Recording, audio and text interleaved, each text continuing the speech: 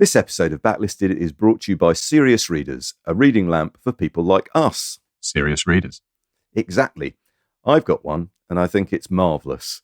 I couldn't do all the reading I have to do for Backlisted, for work, and for pleasure if I didn't have a Serious Readers lamp. I've also got one, and it's completely transformed the way I read. It's great for reading indoors.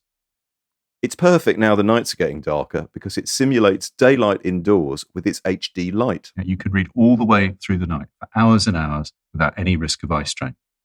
The great news is Serious Readers are giving Backlisted listeners £100 off any HD light and free UK delivery. Just go to seriousreaders.com/backlisted and use the discount code BACK. That's back in capital letters. That's seriousreaders.com/backlisted and use the discount code BACK. Also, there's a 30-day risk-free trial, so you can return the light after 30 days for free if you're unhappy with it, which I very much doubt you will be. How many discounts does USAA Auto Insurance offer? Too many to say here. Multi-vehicle discount, safe driver discount, new vehicle discount, storage discount, legacy. How many discounts will you stack up? Visit USAA.com/auto discounts. Restrictions apply. Whatever the occasion, effortless elegance is right this way. Because Hilton brings you new ways to stay courtesy of the Nomad London. And it doesn't stop at award-winning dining in a space draped in velvet and illuminated by vintage chandeliers. No, this day goes beyond with unparalleled personalized service and attentive hospitality. Oh, and did we mention the Nomad London can be booked using your Hilton Honors points at Hilton.com? Hilton, for the stay. So, without further ado, lights out for the podcast. Hello, everybody, and welcome to Backlisted. And today we're treating you to another episode from our archives. This was a conversation that was recorded 6 years ago now, in 2018. And the subject is Louis MacNeice's long poem, Autumn Journal, about which John will say a little more in a moment. But the reason we wanted to listen to this one again is, and apologies if this seems somewhat on the nose, it's autumn. So what could be more appropriate than Autumn Journal itself? A wonderful, wonderful piece of work. I will hand over to our producer, Nikki Birch, to reminisce for all of us about the circumstances of the recording of this episode. Yeah, so I had not long joined the parish of Backlisted, had I? I was quite a new producer. You were. And we were recording in person. We now mostly record remotely. We were recording in person in unbound offices where we always recorded. And we'd gathered there, as we would normally do after maybe having a little drink in the pub beforehand.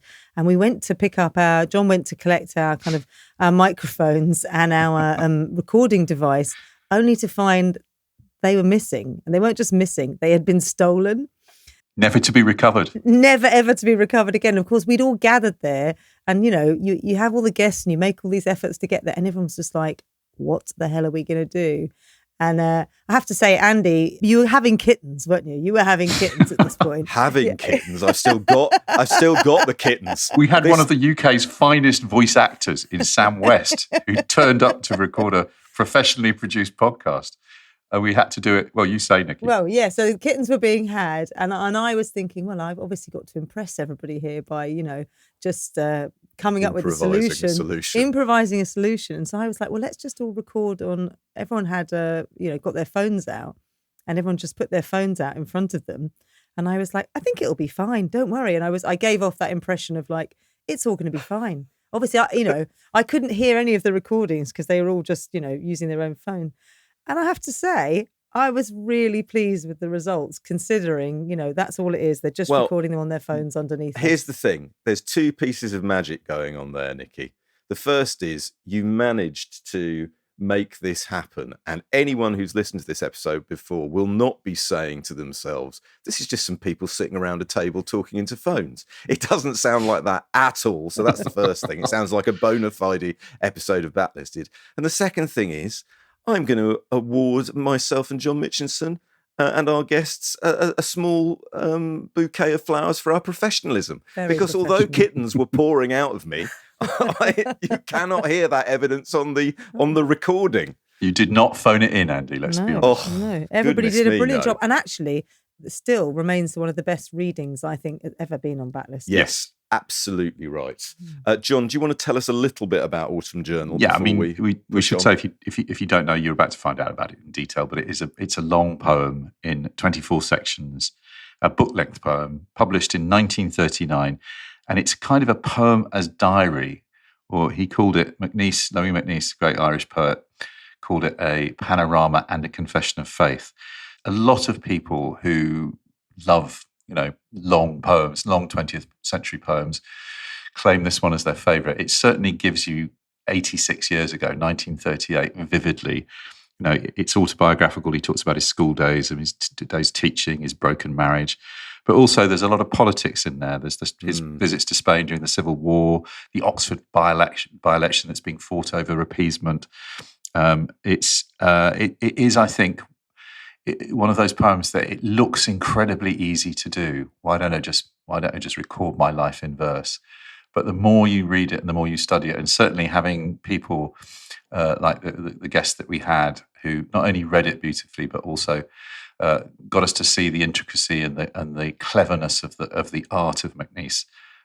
It's a wonderful thing, and it always, I have to say, it does really summon up, in a Keatsian way, the sense of autumn's past. So here you go. Also, I'd like to add, over the last few months, as various political upheavals have taken place, and the world seems to have shifted into a somewhat darker mode, I've thought about this poem a lot and about this episode a lot.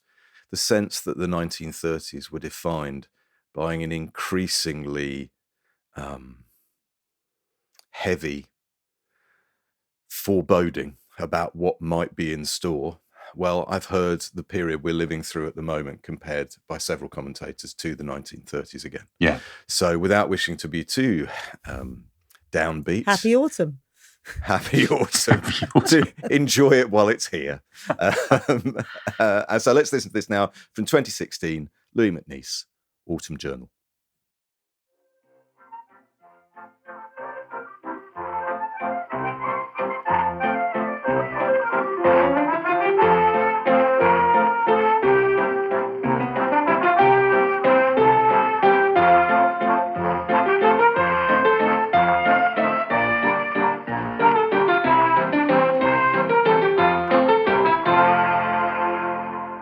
Last night, Andy? All right, okay. So this is what I did last night.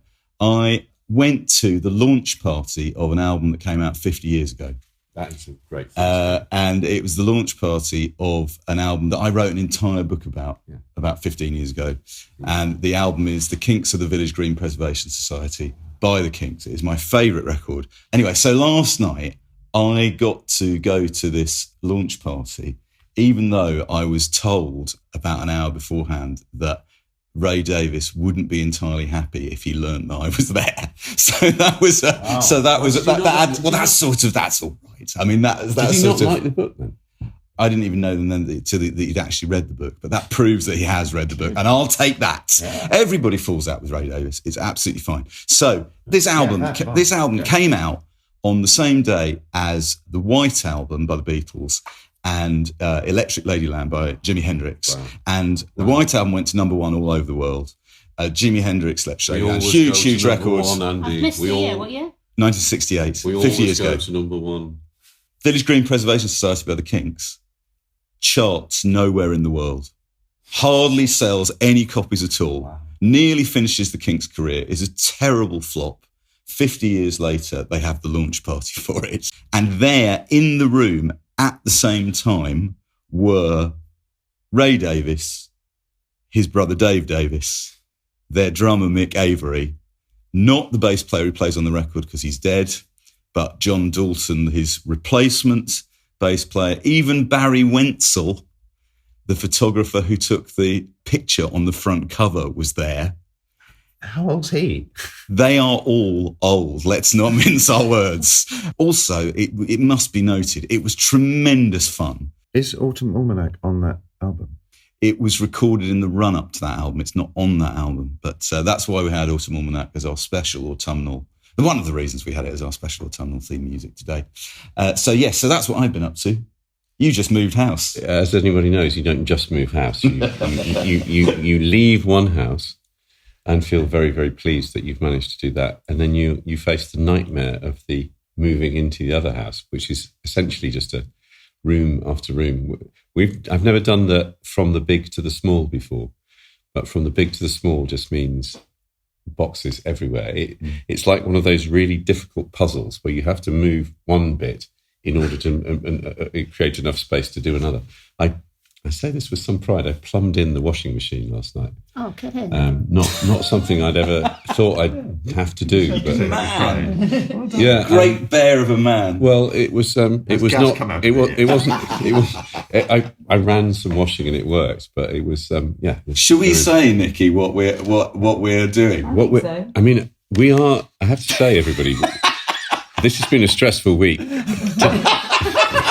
Today has been beyond stressful. I thought I was beginning mildly stressed that I'd left my notebook at home with all my Louis MacNeice notes, but that is as nothing as to what we discovered when we got to the office, which is we think, I'm putting this out there, I'm hoping that it's none of you, but we think people have stolen our podcast kit. We came in today, we have a Tibetan blanket that we always have to damp down sound. And underneath that, there is usually microphones and a mixing desk, and they'd all gone. I mean, masses of computer equipment in the office that hadn't gone. I'm wondering whether it's, Lit Friction or the LRB it's podcast. Sabotage. Yeah. Sabotage. Have actually decided that they've just had enough. Hello and welcome to Backlisted, the podcast that gives new life to old books. Today, you find us staring out into the autumnal gloom, fretting about the onset of war, shoring fragments against our ruins. I'm John Mitchinson, the publisher of Unbound, the platform where readers crowdfund the books they really want to read. And I'm Andy Miller, author of The Year of Reading Dangerously. And joining us today is Samuel West, actor, director and narrator, most recently on our screens as Geoffrey Ponting in the film adaptation of Ian McEwan's On Chesil Beach, and as Anthony Eden in the Oscar-nominated Darkest Hour.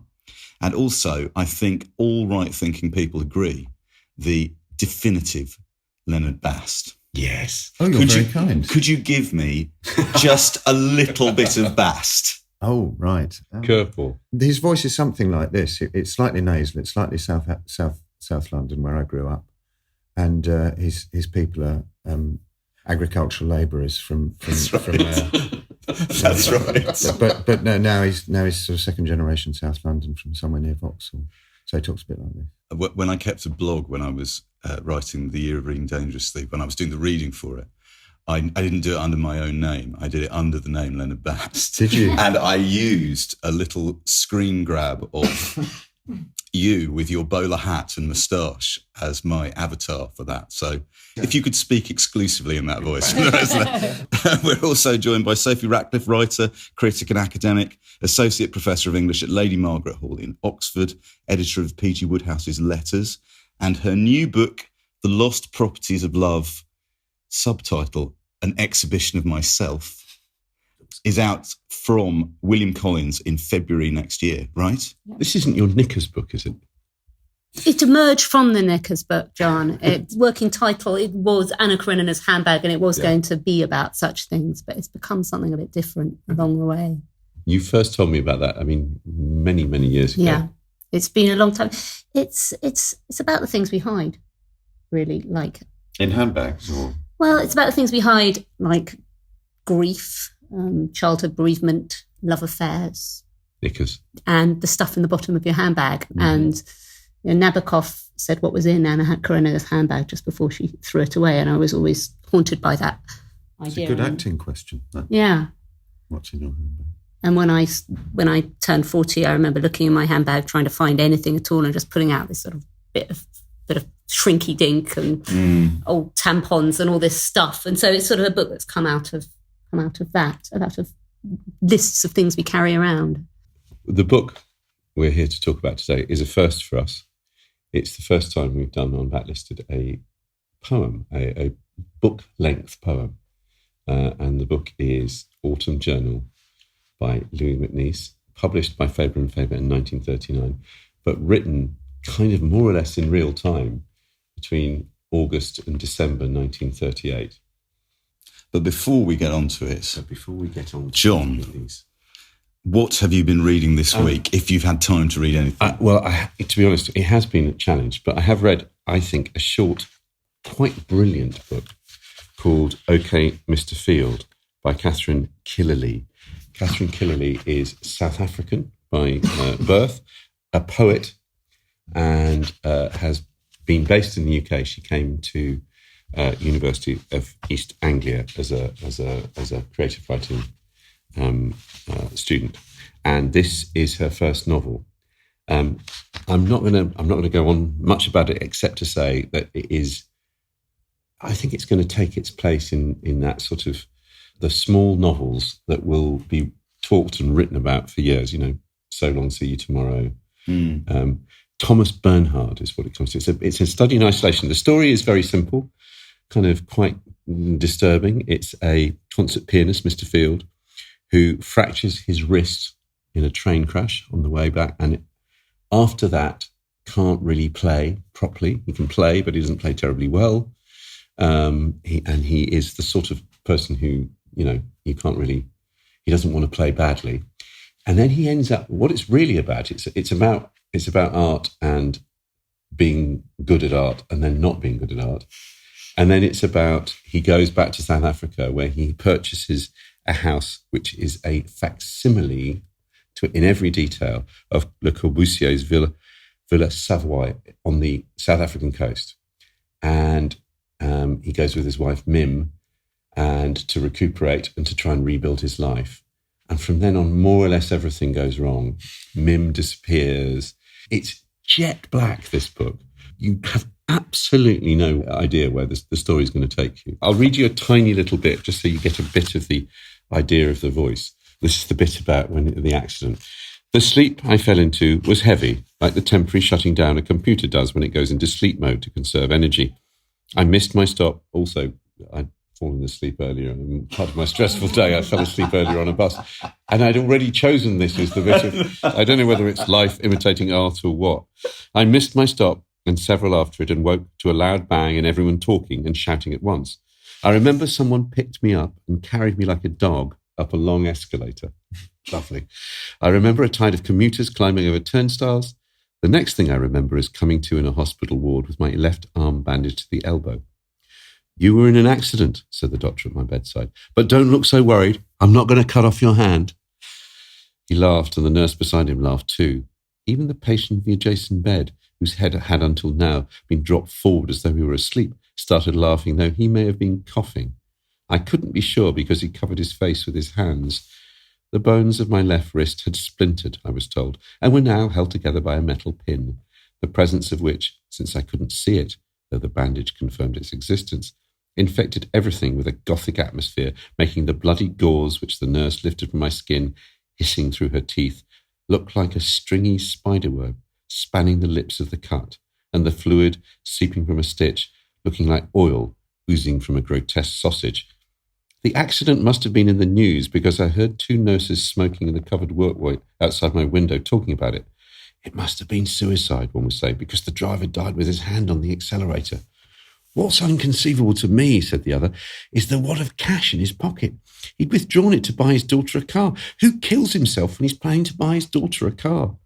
The first nurse looked at a cigarette as if it had suddenly become distasteful. Yes, she said, but who drives into a brick wall and doesn't cover his face with his hands? Anyway, said the other, life is short and then you die. Sometimes I wish I was just a train driver so I could drive around all day listening to music. I mean, it's very good. Yeah, original. So, Andy, what have you been reading this week? Well, you know what I've been reading this week. It's a book I've been waiting for 3 years, 4 years to come out. So, I've been reading the novel Francis Plugg, Writer in Residence by Paul Ewen, the sequel to 2014's Francis Plugg, How to Be a Public Author. Have either of you read? Right. I say without exaggeration and from a position of expertise that Francis Plugg, How to Be a Public Author by Paul Ewen is the funniest novel published in the UK in the last 10 years. Okay. It is an absolute masterpiece, that book. I did an event in the summer with the writer Matthew de Beitua And he defined the difference between, we were talking about the difference between, do you call yourself a writer or do you call yourself an author? And he said the difference is the writer is the guy who writes the books and the author is the guy who goes out and does this shit. Right. And what Francis Plug How to Be a Public Author about is the authorial role of going out, and it's not only extremely funny, it's also the most accurate depiction of the complicity of authors, publishers, bookshops and audiences in creating these weird spaces of public worship of private grief. Right. Although you two have got to be two of the best perspectives on this book that could possibly exist. I will say that I know it's very in, and I know it appeals to a lot of things that I find funny, but I find them funny because I recognise the truth in them. They're Anyway, this is his new book. It's called Francis Plug, Writer in Residence. In the last book, for reasons that we won't go into in depth, Francis Plug, a wannabe writer, is writing a manual for authors to how to behave in public. And one of the ways he's investigating how to do this is by going to events, stealing the wine, approaching the authors, getting them to sign their first edition copies of Booker Prize-winning novels. So as the book goes on, reproduced in Francis Plug, How to Be a Public Author, and again in the new one, are the front title pages of books that the author Paul Ewen has gone and got signed at an event. There's one by John Mullen, to Francis Plug with best wishes. And what Francis Plug does is he writes down what the authors say to him. And this is autofiction as comedy. For instance, it's so good. Here is Francis Plug meeting the late Doris Lessing. Page 140. When the journalist camping outside her home informed her of her Nobel Prize win, Doris Lessing, stepping out of a cab, said, "Oh, Christ."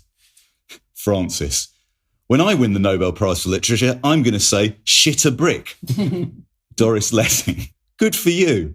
Francis, or are you shaking my shit? Doris Lessing, that's a new one to me.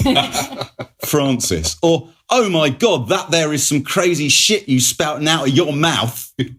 Doris Lessing, okay, yes. Francis, or, what the shitty shit?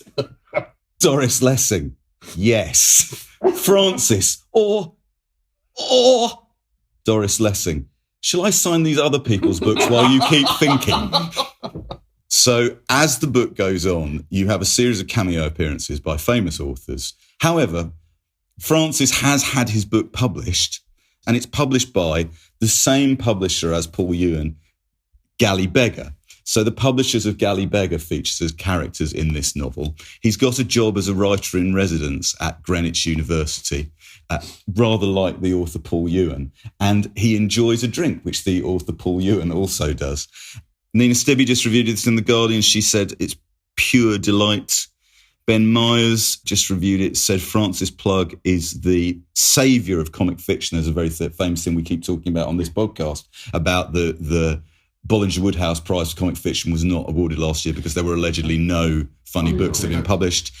So this book is as good as Volume 1. I hope he goes on and writes another one. They're absolutely wonderful. They're incredibly funny. No, in fact, it's not just that. They are both very funny and very depressing, which is the two best qualities any book can have. He runs them side by side. I'm just going to read another little bit if you'll humour me.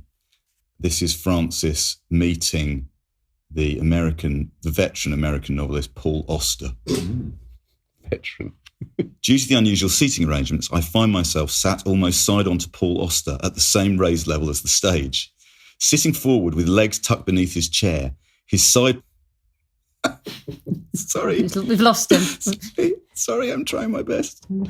His side profile resembles the reddy orange zigzag on Ziggy Stardust's face.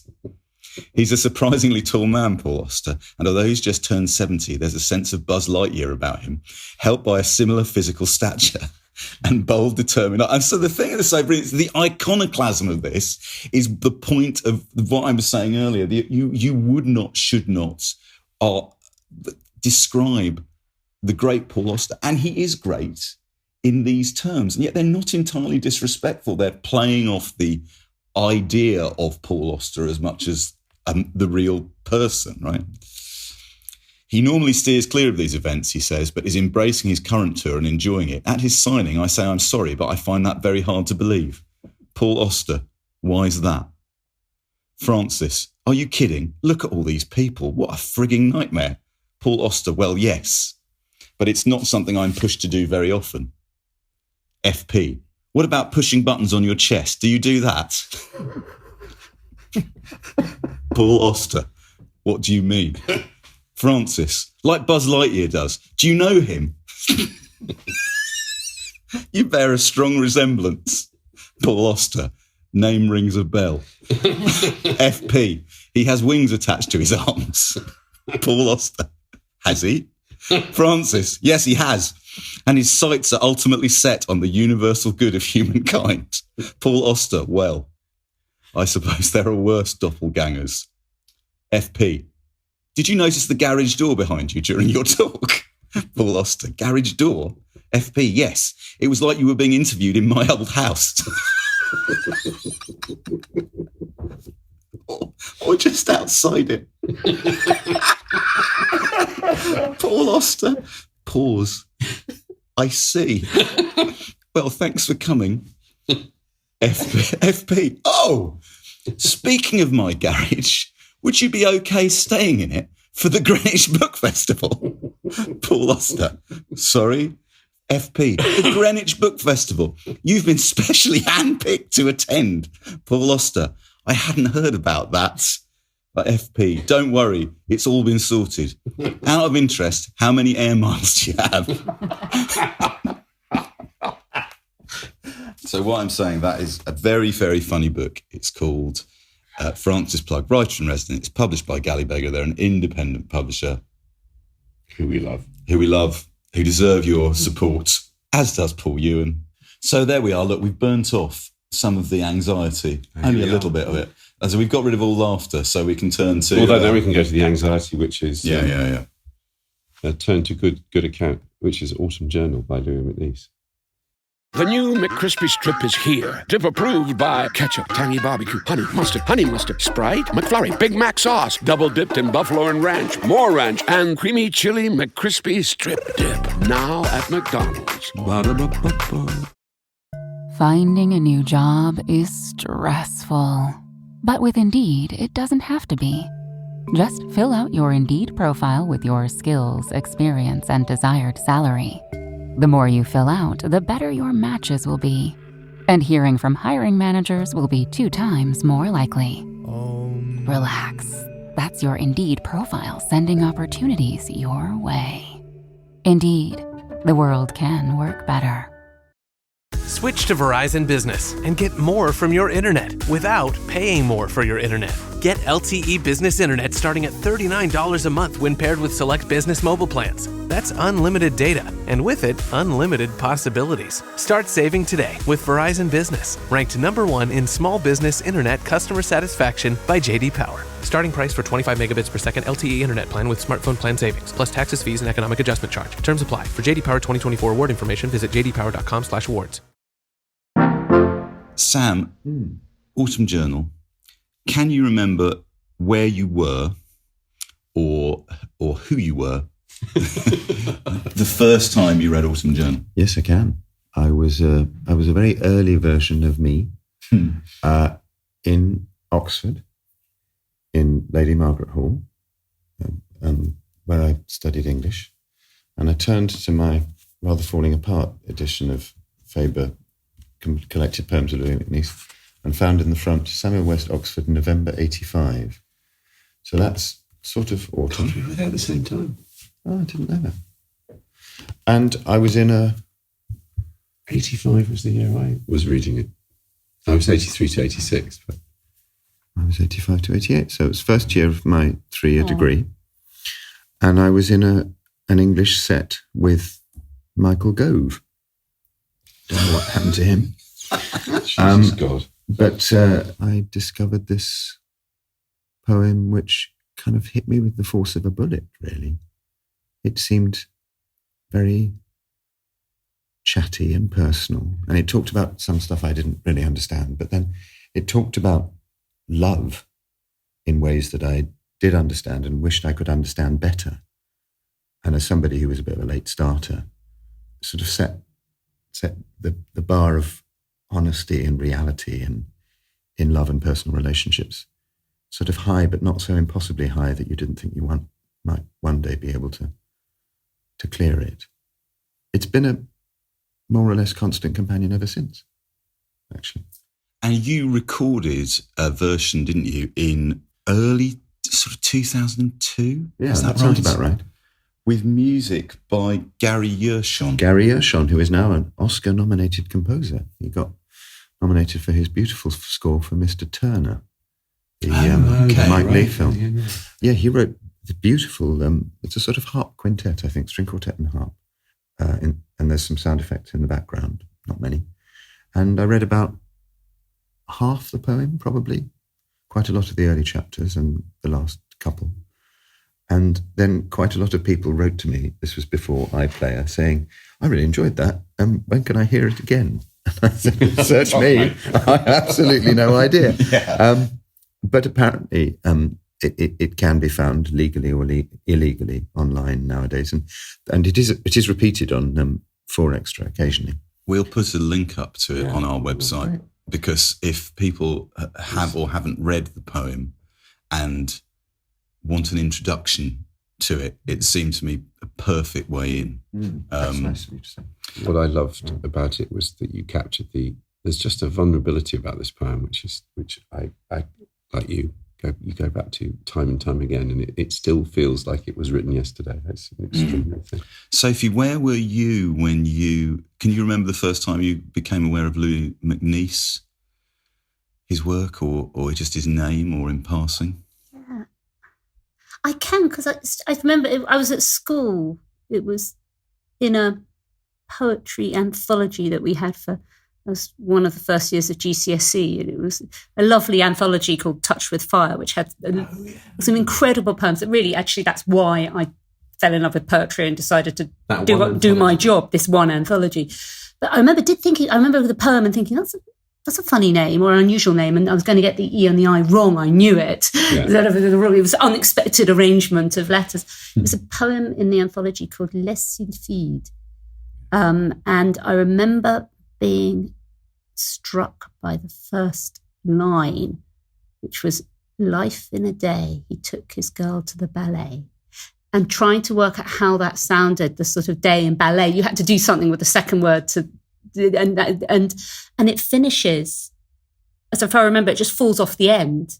And he took his girl to the ballet, and it says something like, being short-sighted, he could hardly see it. And so it was my introduction to bathos. It's just like what and the poem itself falls off the end. You expect it to finish with a bang, and it goes out with this whimper.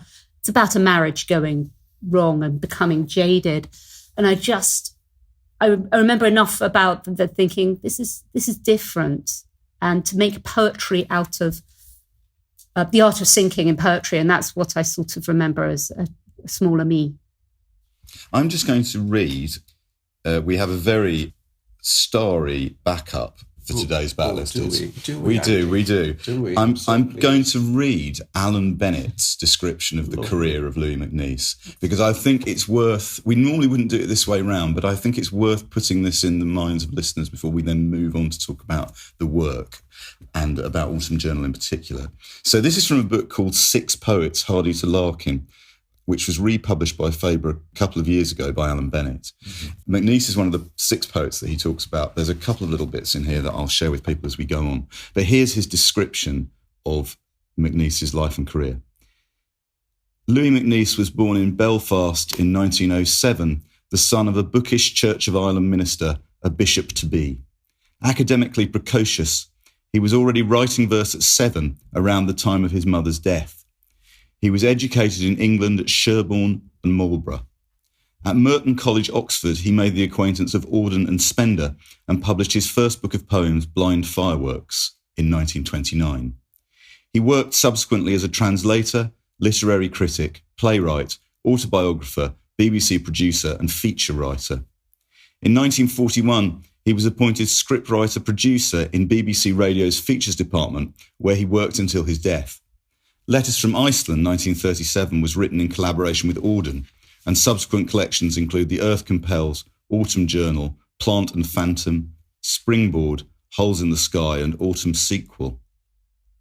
MacNeice published highly acclaimed translations, including The Agamemnon and Goethe's Faust, and he scripted more than 150 radio plays, including The Dark Tower, 1947. The Burning Perch, his last volume of poems, appeared shortly before his death in 1963 at the age of 55. That's shockingly young, isn't it? It's certainly in terms now, that feels incredibly young, doesn't it? John, where did you first read Autumn Journal? Because I know this is a really special book for you, isn't it? It was almost exactly the same as Sam. I was at Merton College in Oxford, which is where MacNeice had gone, and I was, as you do, an undergraduate, I was casting around to try and find something slightly different. I'd been casting around looking at slightly lesser well-known First World War poets like Ivor Gurney, Isaac Rosenberg, David Jones. And you come to the poets of the 1930s and you've got Auden looming over the whole thing. And MacNeice, I read MacNeice, and like Sophie, I'd read some of the lyrics, which were, I thought, beautiful, and had this kind of, there's a softness to MacNeice that's really interesting. A kind of you can't get away from the kind of Yeatsian brilliance of Auden when you're reading poetry. But then I discovered Autumn Journal, and I'd been doing, as you have to do Yeats and you have to do Eliot, and you're studying 20th century poetry. And I suddenly thought I'd found my guy with Autumn Journal. I thought, this is what poetry, my dream of what poetry could be, which is something that was, you could reflect, you could be funny, you could be non-committed, you could talk about the fact that you didn't understand things, and you could do it with amazing structure, rhythmic structure and rhyme. I remember the first time I read it and the total sense of exhilaration. It's something I always pick up and I go back to passages and but I went back, having gone back and reread it this time, and decided I didn't want to get any MacNeice kind of stuff in front of me. I just wanted to go back. And it's, as we will, I hope, demonstrate, it is, I could give this book to anyone, I think, and say, if you don't believe you can read a whole book-length poem. I read this earlier this year for the first time, and I came to you, John, and went, I've just read this amazing book by Louis MacNeice. We ought to do it on Backlist. We don't often do it this way, because but I said, we really got to do it on Backlist, and you went, it's my favourite poem. I went, right, we're off. Okay. I think it is the great poem of the 20th century, for me anyway, in English, whatever. When I went to Iceland a few years ago, long-term listeners will recall, I took Letters from Iceland with me by Auden and MacNeice, which was in fact recommended to me by someone here at Unbound. And I came back and I said, oh my God, that was so wonderful. Thank you. What a brilliant suggestion. And they said, yeah, I haven't actually read it. But we've got a clip. MacNeice was at Marlborough at the same time and in the same class as the poet John Betjeman. And this is a little clip of Betjeman talking about his memories of MacNeice when they were at school together. He was younger than me, but much cleverer. We were both in the classical fifth. I suppose I was a bit jealous because Louis was good at work, a clever classical scholar, and he enjoyed games, which I absolutely loathed, and games were, of course, worshipped at Marlborough.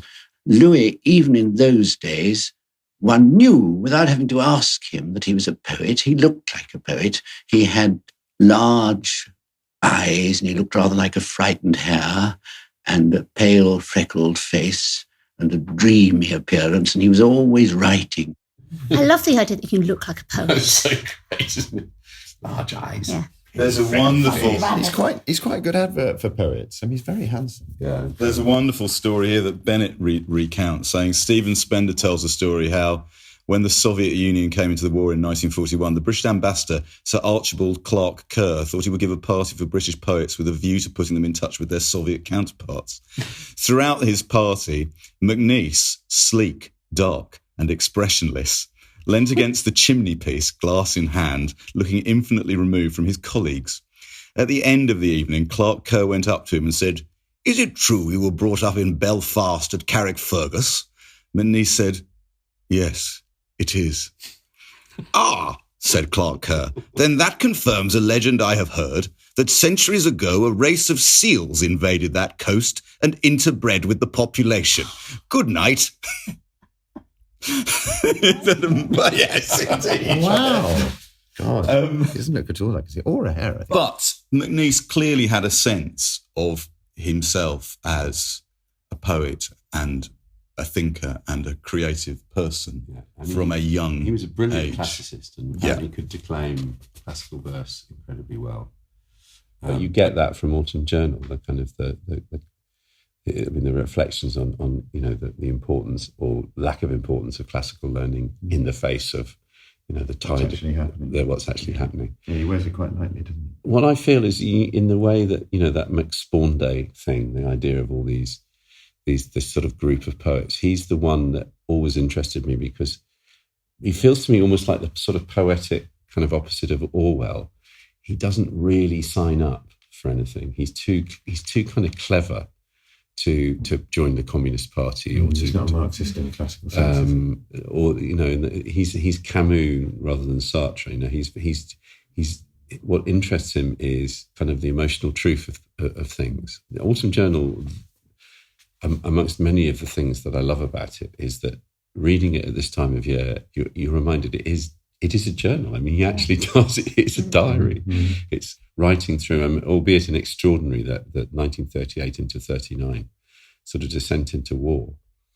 But it's about time. It's about a sustained meditation in time, much in the way that Four Quartets is. But in my view, doesn't have all the throat-clearing-y, myth-kitty showing off that Four Quartets has. I mean, much as I love Four Quartets, there's just something about, I can't imagine anyone who is in any way sensitive picking up Autumn Journal and not finding, and also the language in it is so, you never feel that he's going, I've just been reading, which I'm enjoying, Robin Robertson's verse novel, but it's very much a verse novel, and the writing is exquisite and the metaphors are exquisite, but it's, with Autumn Journal, it's almost kind of conversational. When I took a holiday from Twitter recently, which I have to do occasionally, often, sometimes when I feel either too depressed or confounded by the political direction of the world, or just that I'm shouting into the void, it suddenly became important to nobody but me what tweet I returned with, because I wanted to say something that was valuable or useful and wasn't sort of shouty. So on the 1st of September, I posted this. September has come. It is hers, whose vitality leaps in the autumn, whose nature prefers trees without leaves and a fire in the fireplace. So I give her this month and the next, though the whole of my year should be hers, who has rendered already so many of its days intolerable or perplexed, but so many more so happy, who has left a scent on my life and left my walls dancing over and over with her shadow, whose hair is twined in all my waterfalls, and all of London littered with remembered kisses. And a lot of people liked it. And I thought, yeah, quite right too. It's that September is hers. The her refers to Nancy Spender. She married Stephen Spender. We have a clip of Nancy Spender's reaction to reading Autumn Journal for the first time and how she felt about that part of the poem?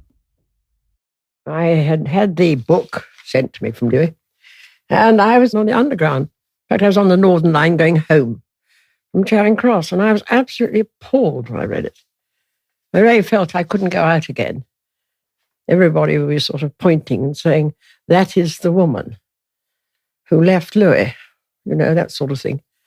Well, I had to, really, because it became so claustrophobic. I never thought he was particularly handsome. Other people told me he was very handsome. I just thought he looked like a horse. He might sort of swerve violently and you'd fall off, I mean, literally like a horse.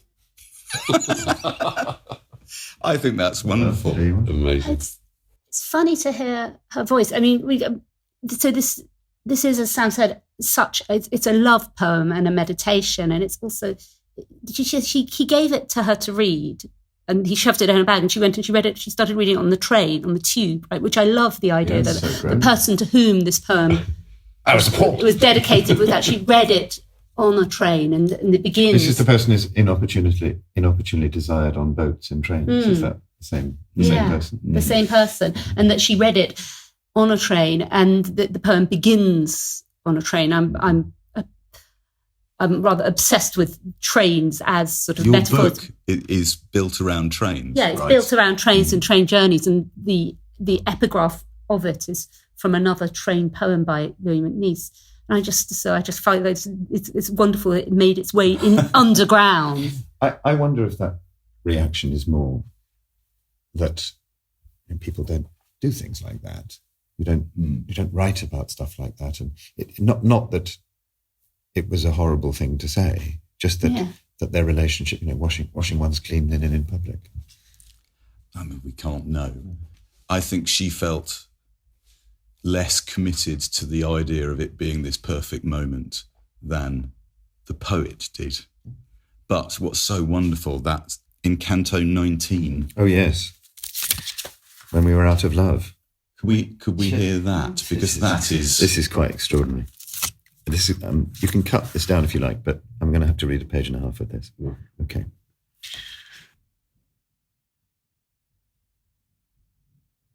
Oh, what a busy morning.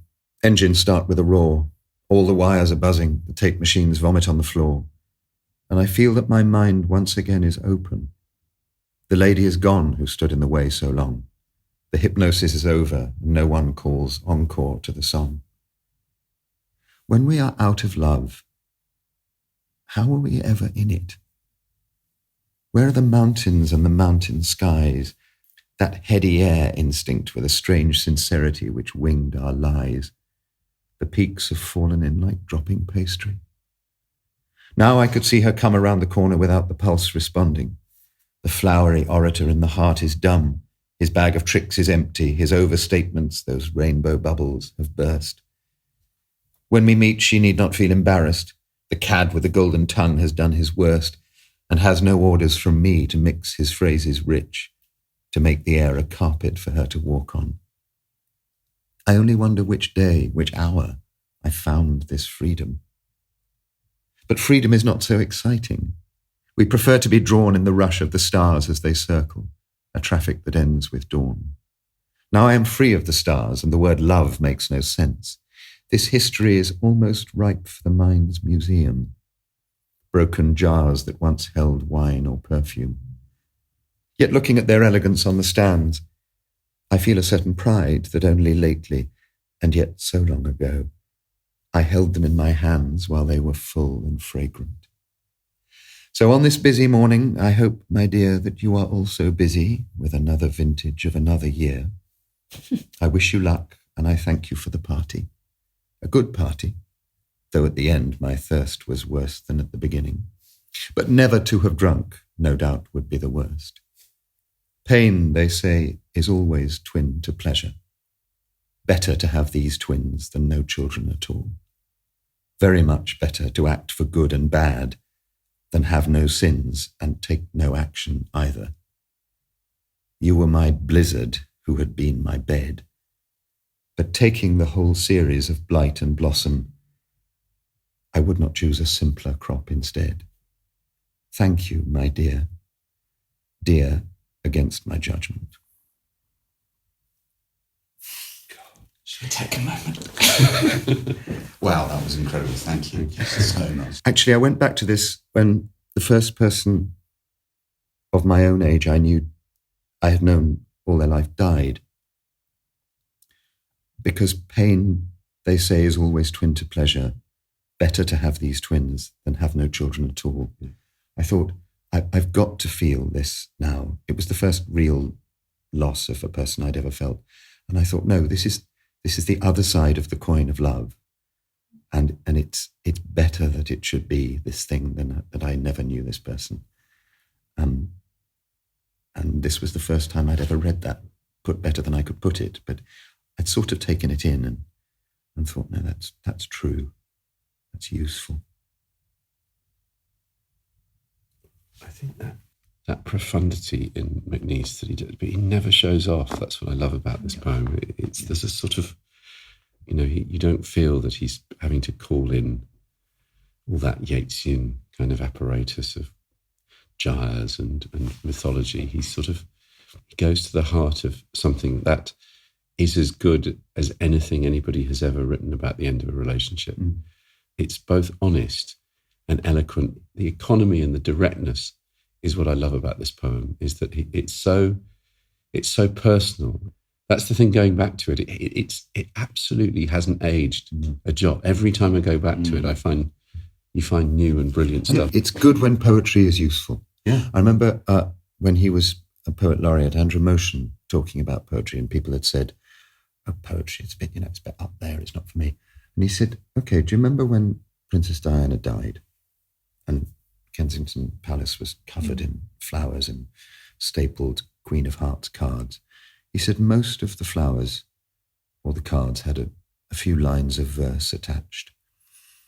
And it wasn't always very good verse, but it was the natural language that people turned to when they couldn't express their grief or sadness any other way. And it was a really good defense of poetry from somebody whose public job was to do exactly that, or part of which was to do that. And I think a lot of MacNeice is like that. You think you could give this to somebody and it would be a comfort. It's a way of composing ourselves, really, in this. But so I don't know whether there is showing off in this, in the sense of virtuoso composition. Yeah, some of the rhyming's brilliant. But what he is showing is the dilemma of someone being in the now, almost the fear of dissolving. You were talking about the vulnerability at the beginning, and I love the fact that there's a moment when he's actually in the bath. I mean, there's a comedy. The whole poem, if it's in journal form, is that he's on a train, or he's thinking about being in Barcelona, or he's in a cafe. And there's even when it's a bit like Bridget Jones's diary, he's writing in the bath. But the point at which he has this very philosophical bit about Aristotle was right to think of man in action as the essential and really existent man. He's sort of tongue in cheek. He's talking about himself being all philosophical. And he says, "I cannot lie in this bath forever, clouding the cooling water with rose geranium soap." One can have a great affinity with the sense of how we try and pull ourselves together. It also has the feel, as you read through it, of being something that benefited from a relatively speedy composition, because my sense as a writer, I don't write poetry, but as someone who's written and edited books, is that each canto tends to find something interesting to do with the energy left in the wake of the previous canto. Yeah. So he's feeling his way forward to some extent. Now what do I want to write about? What's the right thing here? What's the right thing to keep the energy swerving along, But I think without necessarily rereading it and thinking, how does this make a cohesive whole? It doesn't feel like he's tried to make a single poem that makes sense of one state of mind in the autumn of 1938 at all, because I don't think there was one. This is a really interesting thing, that before he had finished it, this is a very publishing thing, John, things never change. Before he finished writing it, T.S. Eliot was pestering him for a blurb for the catalogue. And so MacNeice wrote for him some notes for the catalogue.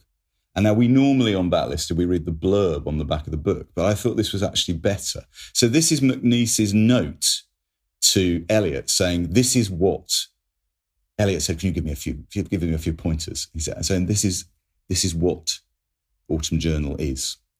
A long poem of from 2,000 to 3,000 lines written from August to December 1938, not strictly a journal, but giving the tenor of my intellectual and emotional experiences during that period. It is about nearly everything from which first-hand experience I consider significant. It is written in sections averaging about 80 lines in length. This division gives it a dramatic, italics, quality, as different parts of myself, e.g. the anarchist, the defeatist, the sensual man, the philosopher, the would-be good citizen, can be given their say in turn. It contains reportage, metaphysics, ethics, lyrical emotion, autobiography, nightmare. There is a constant interrelation of abstract and concrete. Generalizations are balanced by pictures. Places presented include Hampshire, Spain, Birmingham, Ireland, and especially London. It is written throughout in an elastic kind of quatrain. This form A gives the whole poem a formal unity, but B saves it from monotony by allowing it a great range of appropriate variations. The writing is direct. Anyone could understand it. And I think it is my best work to date. It is both a panorama and a confession of faith. And that's just the blurb. Isn't that extraordinary? I'm glad T.S. Eliot asked him for that. Yeah. So we should say that he's funny too in this poem. I love the Birmingham. There's the Canto 8 is the, to Homer in a Dudley accent. But life was comfortable. Life was fine with two in a bed and patchwork cushions and checks and tassels on the washing line and a gramophone, a cat, the smell of jasmine. The steaks were tender. The films were fun. The walls were striped like a Russian ballet. There were lots of things undone, but nobody cared, for the days were early. Nobody niggled. Nobody cared. The soul was deaf to the mounting debit. The soul was unprepared. But the firelight danced on the plywood ceiling. And he was a great jazz fan.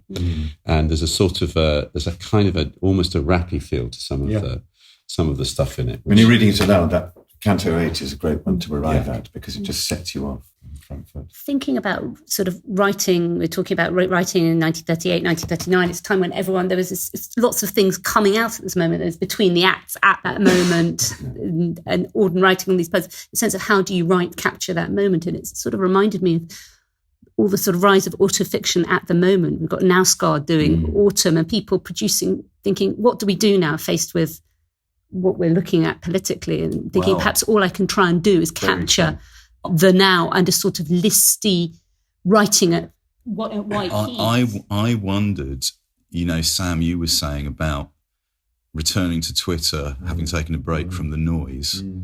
One of the things I found about reading this for the first time earlier this year, and I slightly, I say this with the proviso that I don't think one event is as bad as the other, but nonetheless, it was fascinating to read something written 80 years ago in a period of looming national crisis, shall we say, to see that sense of time slipping away from the poet in the knowledge that something bad is coming. You don't quite know the shape. Yeah. You don't quite know where it will land, but people are waiting.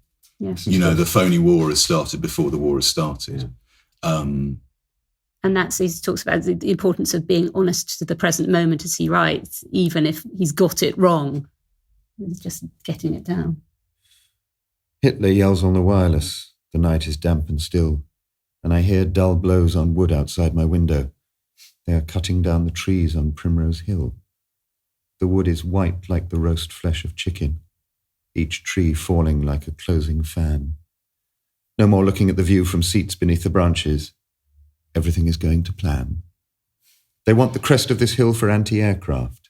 The guns will take the view, and searchlights probe the heavens for bacilli with narrow wands of blue.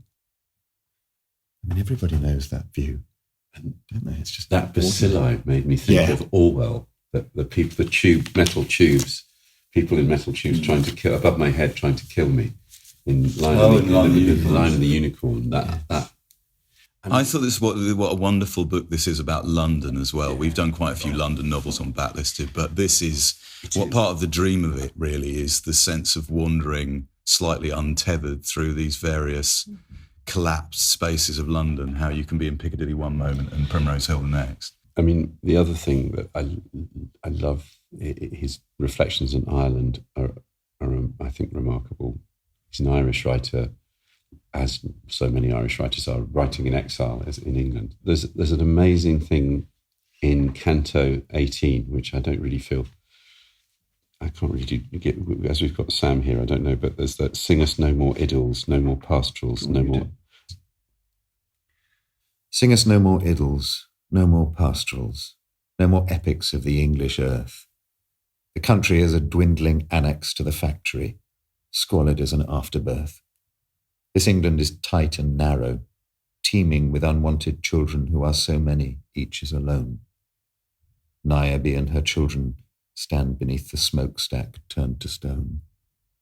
And still the church bells brag above the empty churches, and the Union Jack thumps the wind above the law courts and the barracks, and in the allotments the black scarecrow holds a fort of grimy heads of cabbage, besieged by grimy birds, like a hack politician fighting the winged aggressor with yesterday's magic coat of ragged words. I mean... Sophie, this dovetails with something you wanted to Yeah. talk about, which is an earlier poem called Train to Dublin. Yeah, I wanted to talk about that. I mean, in relation to, I don't think Backlisted does poetry that often, right?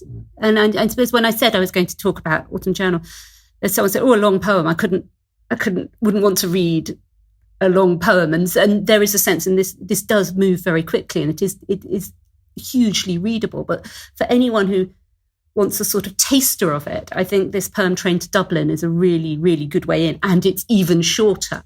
And it seems to capture this idea of being stuck in a rhythm, and which is what Autumn Journal is about. How are we stuck in rhythms of thought, rhythms of habit? How should we think differently? Should we think differently? And acknowledging we are. And I'll just read a bit of it, because I think it is my favourite poem ever.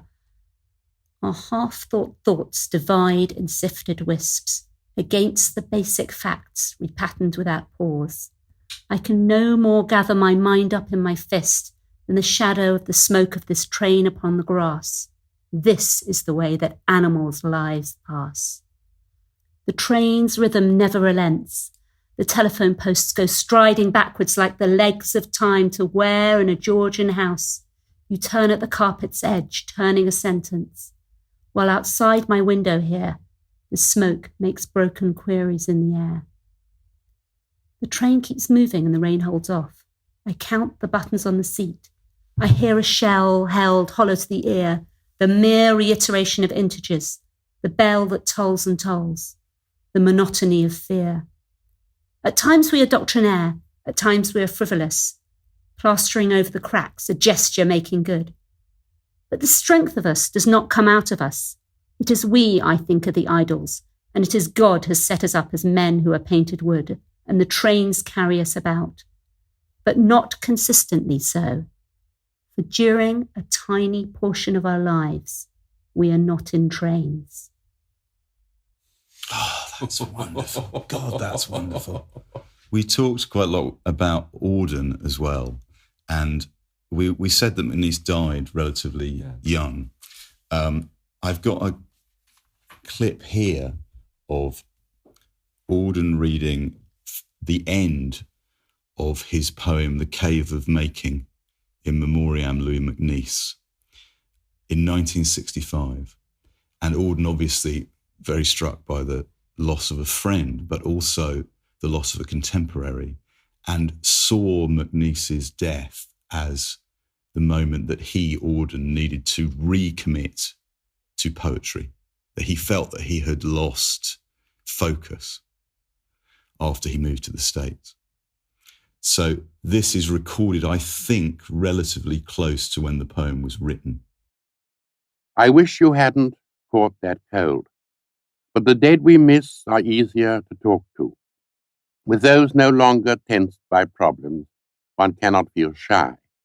And anyway, when playing cards or drinking or putting faces are out of the question, what else is there to do but talk to the voices of conscience they have become?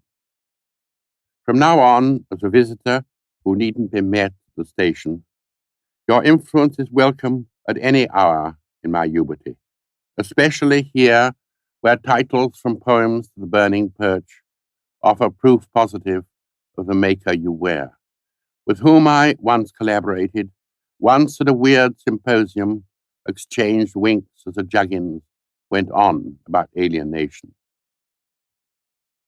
Seeing you know our mystery from the inside, and therefore how much in our lonely dens we need the companionship of our good dead, to give us comfort on dowly days when the self is a nonentity dumped on a mound of nothing, to break the spell of our self-enchantment when lip-smacking imps of Mork and Hooey write with us what they will.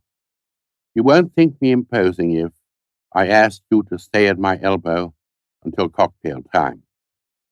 Dear Shade, for your elegy, I should have been able to manage something more like you than this egocentric monologue, but accept it for friendship's sake. God, that's beautiful as well. That's very, very But actually, he's wrong at the end. I was thinking how, unlike some Auden, maybe unlike late Auden, that is. Yeah. It's sort of, it nods to MacNeice's immediacy and simplicity and doesn't have any of that, glory in the completely incomprehensible word that Auden would love. Isn't that the thing that I go back to MacNeice again and again, because he just feels like I don't really, the poetry, you read the poetry, he remains mysterious. He remains someone that you feel that you would absolutely want to spend an evening with and talk to. Good evening. And so much of his work was working with other people's work.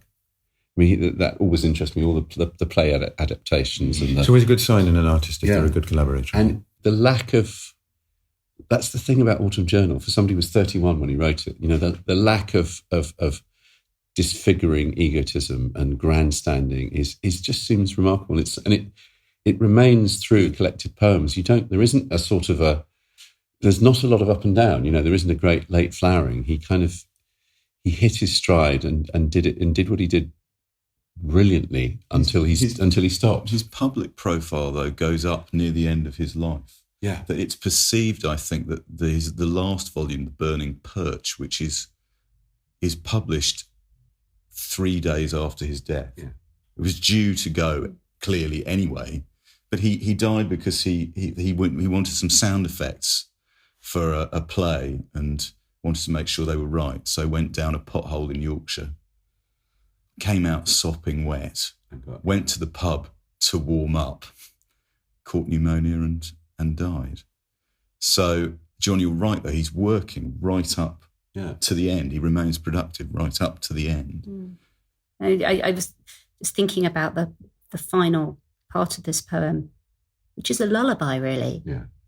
So I love, and they're so the self-erasing poetic form, spoken so that no one can hear it anymore. And there's something really quietly composed about ending. We're going to go out on the voice of Louis MacNeice himself. But before we hear that, Sam, could you give us the end of Autumn Journal Sophie was just talking about? I'm going to read this from the first edition that I was given on my 50th birthday by my dear friend Helen Mountfield, who is a fellow poetry lover.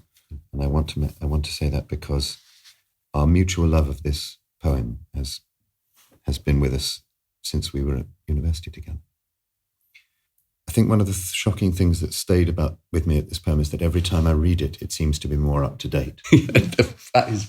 That is the takeout quote. I love it. That's exactly right. And so every time you go back to it, you think, oh God, this is horribly relevant. Yeah. So politically, this isn't a bit about love. It's about who we want to be, which is maybe a question we might be asking ourselves a bit more nowadays. What is it we want, really? For what end and how? If it is something feasible, obtainable, let us dream it now, and pray for a possible land, not of sleepwalkers, not of angry puppets, but where both heart and brain can understand the movements of our fellows, where life is a choice of instruments, and none is debarred his natural music, where the waters of life are free of the ice blockade of hunger, and thought is free as the sun, where the altars of sheer power and mere profit have fallen to disuse, where nobody sees the use of buying money and blood at the cost of blood and money, where the individual, no longer squandered in self-assertion, works with the rest, endowed with the split vision of a juggler and the quick lock of a taxi, where the people are more than a crowd. So sleep in hope of this, but only for a little. Your hope must wake while the choice is yours to make, the mortgage not foreclosed, the offer open. Sleep serene, avoid the backward glance, go forward, dreams. Sleep serene, avoid the backward glance, go forward, dreams, and do not halt. Behind you in the desert stands a token of doubt, a pillar of salt. Sleep the past and wake the future, and walk out promptly through the open door. But you, my coward doubts, may go on sleeping.